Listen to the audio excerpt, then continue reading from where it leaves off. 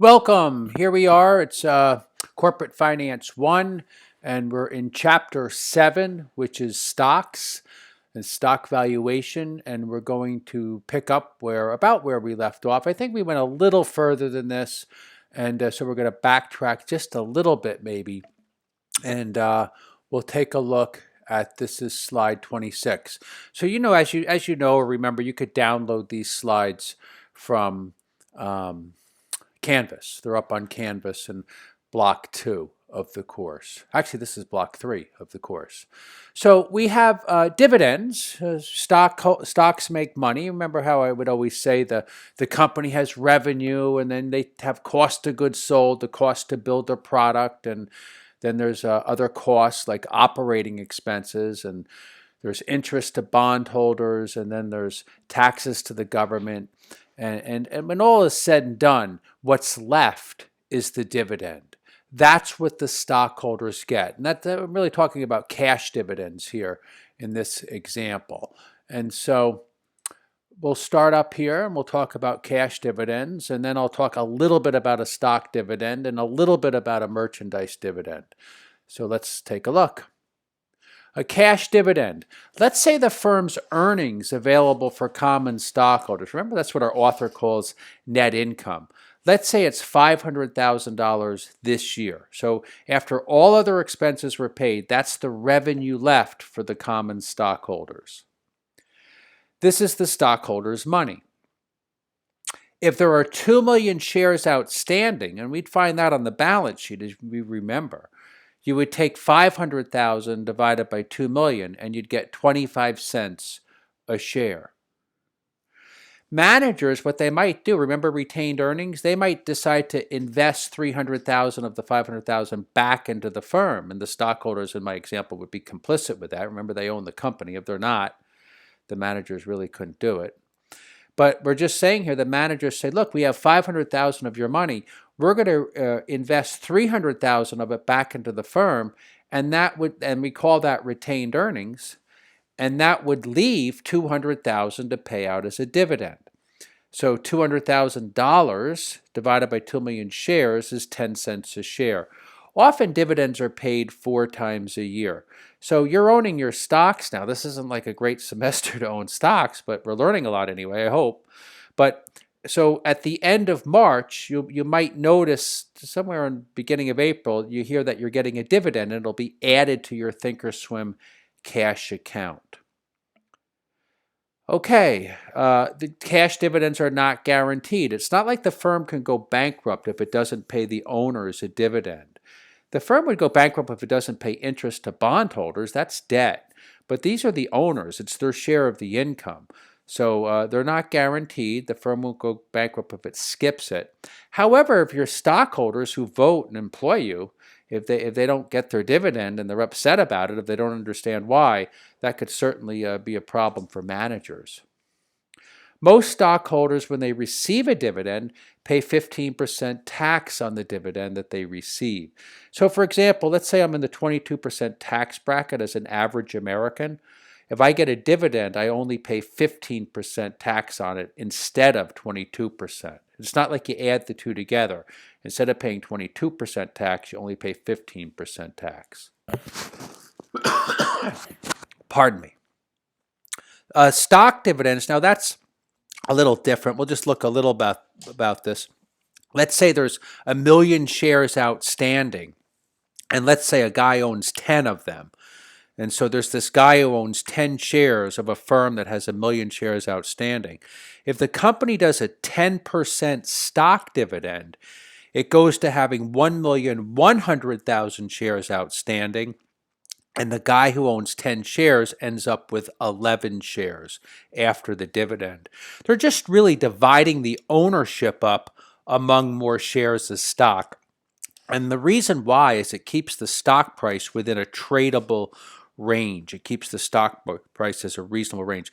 When you print out stock certificates and mail them out, it doesn't change the value of the firm at all. the value of the firm's assets and the present value of its future cash flows. That's not changed at all by printing up stock sheets. And so what happens is when the company issues more shares in the form of a stock dividend, pretty simply happens is the price of each stock, the value of each stock, declines. A merchandise dividend is when a company, let's say it's like Delta Airlines, instead of sending you a dividend, they send you a voucher to upgrade to first class. That type of an example there. We don't really discuss much about that, but that's enough of it. Preferred stock. That has, it's got that word preferred. What does that mean? Well, it has certain privileges. Why do we call it preferred? Well, it has certain privileges that make them senior to common stock. Think of a bankruptcy situation, which unfortunately we're going to, hopefully we don't see too many of them and things recover quickly. But think of in bankruptcy, a company has to sell all its assets and then it has all these people to pay off. And by the way, the federal courts, the bankruptcy court reviews this process. And so the company would sell all of its assets in bankruptcy, in liquidation bankruptcy, Chapter 7, and it would have to pay everybody off. Well, at the very bottom of the list is common stockholders. Just above them is preferred stockholders. So what we could say, in the event of bankruptcy, the preferred stockholders get everything they're owed before the common stockholders see any of the money that's owed to them. Another reason we call it preferred stock is that the dividend is more reliable. It's a fixed dividend, like $5 a share each year, $3 a share each year, and it's not very often that the firms don't pay it. And you'll see why in a little bit. And so we'll look at par value preferred stock and no par value preferred stock. Par value preferred stock, it's pretty simple here. A face value of, let's say, $25 and a dividend percentage is specified right on the stock. This stock pays $1.25 a year. If I take $25 times 0.05 or 5% is $1.25. And so that's par value preferred stock. So no par value preferred stock, the face value is not stated. Instead, they just tell you what the dividend is. So on the stock, it states the dividend that the stockholder gets each year. It doesn't state the par value or the percentage as it did on the last slide. Firms that issue preferred stock, who issues preferred stock? What type of company is going to do this? Let's take a look. Utilities. Often preferred stocks are issued by utilities. They raise money selling preferred stock. Acquiring firms and merger transactions. Well, that's kind of a lot of words that you might not know what they mean. So let's take this one with an example. Let's say General Motors decides to acquire Tesla. Perhaps it would actually be the other way around, but let's say General Motors decides to acquire Tesla. So what it could do is it could sell a bunch of preferred stock and raise the billions of dollars necessary. So they would sell preferred stock, they'd raise a bunch of money, and then they would use that money to buy up Tesla. And so that's what we mean by acquiring firms in merger transactions. Firms that are losing money yet need additional financing. Maybe there's a firm out there, there's a lot now, but that are losing money and they need additional financing. Well, the only way stockholders will jump in, perhaps, is with preferred stock because, as we've just seen, they have preference in bankruptcy. So it's a way that firms that are losing money can still sell shares by saying, look, these are preferred stock. If we do go bankrupt, you're going to be paid before those common stockholders receive anything. So let's take a look at cumulative preferred stock.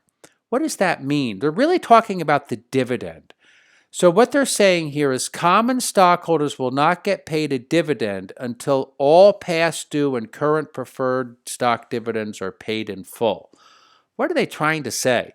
Let's say the company's had some bad years, right? Assume a firm wants to pay $1 dividend to its common stockholders this year, but it had some bad years and it skipped its $2 dividend to preferred stockholders the last 2 years. So it's gone through a couple of bad years in arrears, so to speak. In other words, in the past, It's built up a $4 missed preferred stock, $2 a dividend, a preferred stock dividend. It skipped $2 2 years ago and $2 last year.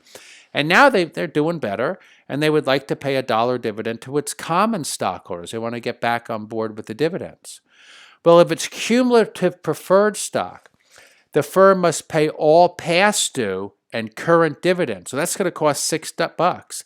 It has to pay the dividend it skipped to the preferred stockholders 2 years ago, 1 year ago, and then this year's dividend. So if it's $2 a year, it has to pay $6 out to preferred stockholders on each share before it could pay any money to common stockholders. So it has that. It's a nice description of cumulative. In other words, if you skip the dividends, the preferred stockholder dividends are cumulative. And in order to start paying dividends again to common stockholders, you have to make good on all the preferred stock dividends in the past that you skipped, and including the current year. Non-cumulative preferred stock. Well, what is that about? Here, the preferred stock dividends do not accumulate. Refer to our firm on the last slide, what we just saw. Think about what we just saw. If it wants to pay a $1 dividend to common stockholders this year, but has $4 of preferred dividends in arrears, or which are overdue. Okay, that's what we looked at last slide. So what happens if it's non-cumulative preferred? The company can pay common stockholders after paying preferred stockholders just this year's dividend. It doesn't have to make good on the 2 years of preferred dividends in arrears. It only has to pay preferred stockholders the dividend this year. So let's say the company skipped a couple of years of preferred dividends, and it wants and common dividends as well, and now it wants to pay common stockholders $1 a share. It has to pay this year's preferred dividend of $2 per share. It does not, in this case, have to pay any of the past dividends to preferred stockholders the firm had skipped. Callable preferred stock allows the firm to buy back, which is call. Like, think of in the old days, like my grandparents, it would be like your great-grandparents, I suppose. You know, they would say, we're going to call the kids in for dinner when they wanted to sound fancy or something. Well, we're calling the dog in for the night. And so think of that word call. Callable means we're going to bring the preferred stock back. It's been out, the public's held it, and now we're going to retire it. We're going to call it back.